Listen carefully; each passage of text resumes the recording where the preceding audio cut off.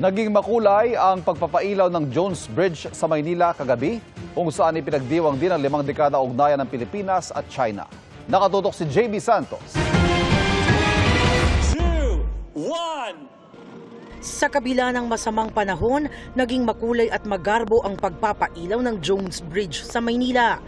Pinangunahan ito ni Pangulong Bongbong Marcos at First Lady Liza Araneta Marcos. Sinaksihan din ito ni Chinese Ambassador Wang Silian, Manila LGU, ilang kinatawan ng Filipino-Chinese community at iba pang grupo.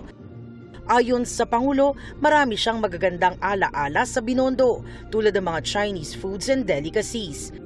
I still always return to the comforting delicacies from the Binondo shops that have stood the test of time. More than the food, it is also about the feeling. Now, essential to Binondo is a historic Jones Bridge, a landmark. It has endured wars, floods, and a long, long history. Ang lighting ceremony ng tulay ay bahagi ng ika-50 anibersaryo ng diplomatikong ugnayan ng Pilipinas at China. Kaya binigyang diin ng Pangulo ang pagkakaibigan ng Pilipinas at China. Half a century of friendship and shared history, all reflected here in the world's oldest Chinatown.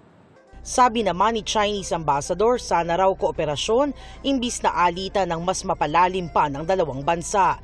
Half a century ago, the leaders of our two countries sized up the situation and made the strategic and audacious decision to establish our diplomatic relations.